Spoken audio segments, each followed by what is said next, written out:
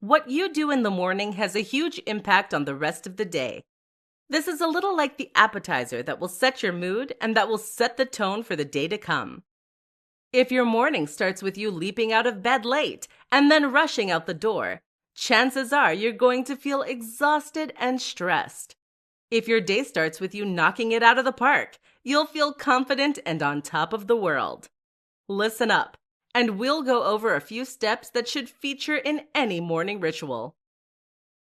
Wake up at least 2 hours before you need to. The first tip is to wake up at least 2 hours before you need to. Too often, we'll wake up as late as possible for the day ahead, which accomplishes nothing other than to force us to rush out the door in a fluster. It's no surprise we end up looking scruffy and often forgetting important things that we need. Wake up 2 hours before you need to, and you can take it slow in order to really enjoy your day.